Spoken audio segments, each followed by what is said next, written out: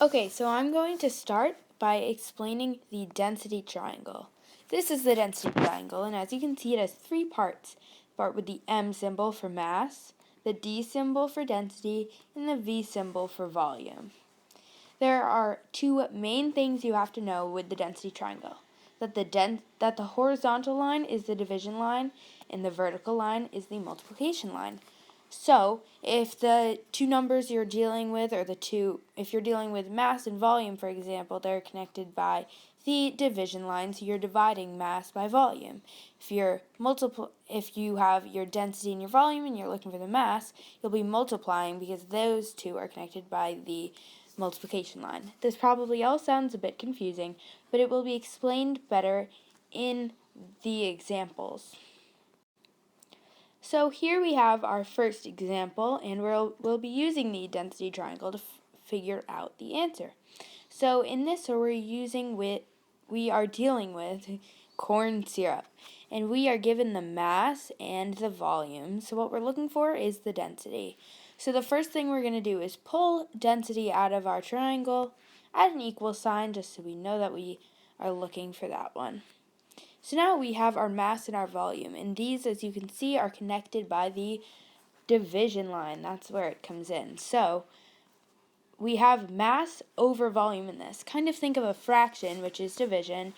If you're dealing with 5 divided by 9, it's written 5 over 9. So we know that the way this is written is because mass is on top, you're dividing mass by volume.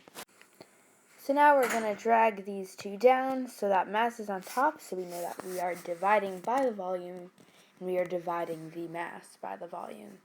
So now we'll add in a division symbol. So now we have our density equals mass. We'll add in now. So we replace the mass symbol with the actual mass, which is 69 grams, and we'll replace the volume with the actual volume, which is 50 milliliters, and then we simply solve this equation to get our answer, which is density equals 1.38. But we can't stop there. We have to add a unit, or label the unit, because if you don't have your units, you don't really know what's being talked about. It could be 1.38 cars or 1.38 chairs. It makes no sense if you don't have a label. So in this case, we're dealing with grams and milliliters. So the label is 1.38 grams per milliliter. Okay, so now we have a second problem, and as we can see with this problem, we are looking for the volumes. We're given the density and the mass. A little bit different, but we can figure it out together. So we know that we are looking for our volume, so we're going to start by dragging that down, adding the equal sign. Now we have our mass and our density connected again by the division line with mass on top, so we are going to be dividing the mass by the density. Then we replace our values, write in an equal sign, and solve the equation simply to get a nice even 100. So we know that the volume equals 100, and again, 100 what?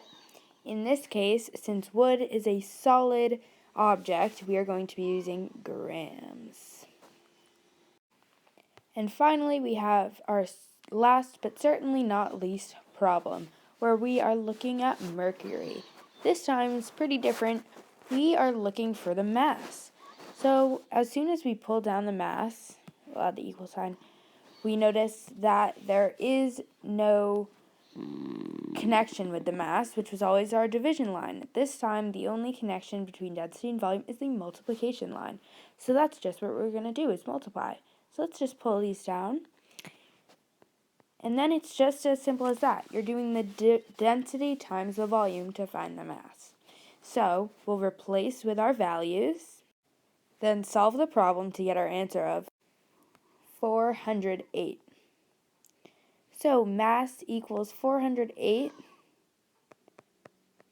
and we'll be using grams because mass is metrically measured in grams. let's say we were to take those three substances we just tested with and put them all into a graduated cylinder. This is the way they would layer themselves. On the bottom, we have mercury. In the middle, we have our cornstarch. And floating on top is our wood. The reason they would layer themselves like this is because of their densities. The substance with the largest and greatest density would be on bottom. So that would be mercury, and we know from our data that it is the most dense, as it is a density of 13.6 grams per milliliter. Then, in the middle would be our second densest substance, and that's cornstarch, which has a density of 1.38 grams per milliliter. And then finally, our wood would be floating on top, because it has a density of 0.07 grams per cubic centimeter. The wood would be floating on top of the cornstarch and not in the cornstarch because its density is less than the cornstarch, so it would be floating in it.